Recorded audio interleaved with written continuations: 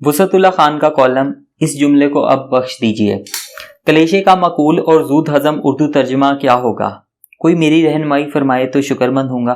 البتہ ایک ممکنہ تشریح یہ ہو سکتی ہے کہ وہ بدقسمت مکالمہ، اصلاح، فقرہ، شعر، نعرہ اور لفظ جو پیدا تو بہت توانا ہوتا ہے مگر اپنی تاثیر اور مقبولیت کی قیمت یوں ادا کرتا ہے کہ ہر خاص و عام اسے جا بے جا بنا مطلب سمجھے زور بیاں کی خاطر اس قدر بے دردی سے برتتا ہے کہ وہ مکالمہ، اصلاح، فقرہ، شعر، نعرہ اور لفظ بے روح ہو کر خالی کھوکے کی صورت ٹکے ٹوکری ہو جاتا ہے۔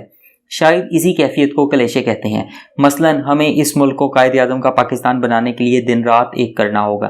یقیناً پہلی بار جس کسی کے منہ سے یہ جملہ نکلا ہوگا وہ شخص بہت دردمندی اور عزمیہ کیفیت میں مبتلا رہا ہوگا۔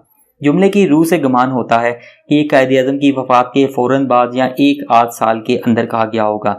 وہ دن اور آج کا دن، یہ جملے اور اس سے ملتے جلتے ممیرے چچیرے فکرے ہر قومی دن پر جاری ہونے والے پیغام یا خطاب میں مسلسل چیپے جا رہے ہیں۔ 73 برس میں اس جملے کا لباس لیر و لیر ہو چکا ہے، اس کی روح کف سے عنصری کب کا چھوڑ چکی، اب صرف ڈھانچے کی بھی چند ہڈیاں بچی ہیں، اور وہ بھی کوئی باوردی یا ناوردی اسے کہیں نہ کہیں اپنے خطاب میں ٹانکے بغیر نہیں رہ سکتا۔ اب کوئی پوچھے کہ حضرت یہ فرمائیے کہ قائداعظم آخر کیسا پاکستان چاہتے تھے کہ جسے بنانے کے لیے آپ دن رات محنت کرنے کا عزم کر رہے ہیں؟ کبھی قائداعظم کے منہ سے بھی کسی نے سنا کہ وہ پاکستان بنانے کے لیے دن رات محنت کر رہے ہیں؟ وہ تو بس حالات کے معروضی تجزیے کے بعد ایک خاص نتیجے پر پہنچے، اس نتیجے کو فیصلے میں بدلا اور بن گیا پاکستان۔ اللہ اللہ خیر صلاح۔ مگر آپ ایک بنی بنائی چیز کو دوبارہ بنانے پر کیوں بضد ہیں؟ آپ کے اندر بنے مکانوں اور مکینوں کو پہلے سے بہتر بنانے پر توجہ دینے سے آپ کو کس نے منع کیا ہے؟ کون روک رہا ہے آپ کو اس کار خیر سے؟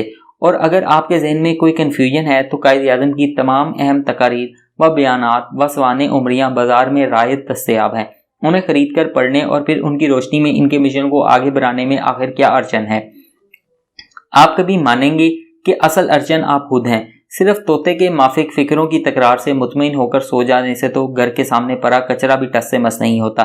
چاہ جائے کہ آپ قائداعظم کے تصورات پر مبنی نظام کے قیام کے لیے تصور ہی تصور میں دن رات ایک کرنے پر تلے بیٹھے ہیں۔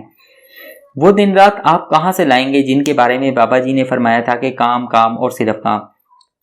آپ شاید یہ سمجھ بیٹھے ہیں کہ اس کا مطلب ہے کہ کام کام اور صرف ذاتی کام۔ مجھے آپ کو دیکھ کر وہ مریض یاد آ رہا ہے جس نے ڈاکٹر سے شکوہ کیا کہ سر جی 1200 روپے کا ایکس رے بھی کرا لیا، آرام پھر بھی نہیں آیا۔ اچھا خیر، دن رات ایک تو بعد میں کیجیے گا، پہلے یہ بتائیے کہ کیا آپ نے جناح کی زندگی کا تفصیلی مطالعہ کیا ہے؟ وہ تو آئین و قانون کی بالادستی پر دل سے یقین رکھتے تھے، کیا آپ بھی رکھتے ہیں؟ وہ تو کسی غیر آئینی و غیر قانونی اقدام کو مصلحتاً بھی ہضم کرنے پر تیار نہیں ہوتے تھے۔ کیا آپ بھی قانون اور آئین کی پاسداری میں اتنے ہی بے لچک ہیں؟ وہ تو بطور گورنر جنرل بھی کوئی زبانی حکم صادر نہیں کرتے تھے، ہر شے لکھت میں ہوتی تھی تاکہ سرکاری ریکارڈ کا حصہ رہے۔ کیا آپ کی بھی یہی روش ہے؟ وہ پہلے خوب سوچ بچار کرتے تھے اور پھر اپنے فیصلے پر اٹل ہو جاتے تھے۔ ان کا ڈرائیور ضرور یو ٹرن لیتا تھا مگر فیصلے کبھی یو ٹرن نہیں لیتے تھے۔ ان کے پروفیشنل کیریئر میں کوئی شارٹ کٹ نہیں تھا۔ کیا آپ بھی ایسے ہی ہیں؟ وہ تو نپی تلی تقریر کرتے تھے اور احتیاط رکھتے تھے کہ جیسا کہا جا رہا ہے ویسا ہی سماعتوں تک بھی پہنچے، تاکہ بعد میں کوئی جملہ واپس نہ لینا پڑے یا یہ نہ کہنا پڑے کہ دراصل میرا یہ مطلب نہیں وہ مطلب تھا، اور اخبارات نے میری گفتگو کو سیاق و سباق سے ہٹ کر یا توڑ مروڑ کر پیش کیا ہے۔ کیا آپ کے ساتھ بھی یہی ہوتا ہے؟ وہ تو ہر شخص کو ذمہ داری سونپتے ہوئے بس یہ دیکھتے تھے کہ کیا یہ شخص اس ذمہ داری کو ایمانداری سے نبھانے کا اہل ہے کہ نہیں، اس کا جو بھی عقیدہ یا برادری ہو۔ جناح صاحب کے لیے اس کی حیثیت ثانوی تھی۔ کیا آپ بھی لوگوں کو اسی معیار کے مطابق ذمہ داریاں سونپنے پر یقین رکھتے ہیں؟ انہوں نے اپنے نجی و سرکاری اخراجات کے لیے الگ الگ کھاتا بنایا ہوا تھا، حتیٰ کہ گورنر جنرل ہاؤس میں جو ڈبل روٹی آتی تھی اس کی بھی رسید بنتی تھی۔ کیا آپ یا آپ میں سے کوئی ایک دل پر ہاتھ رکھ کر یہ کہہ سکتا ہے کہ ہاں میری بھی یہی عادت ہے؟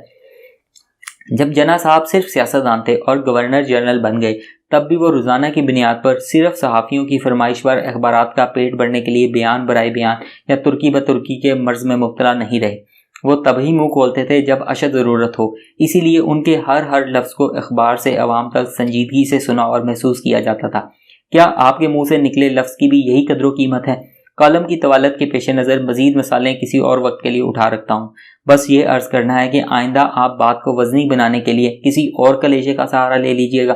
اس بیچارے لاٹھی ٹیک جملے کو اب بخش دیں کہ ہمیں اس ملک کو قائداعظم کا پاکستان بنانے کے لیے دن رات ایک کرنا ہوگا۔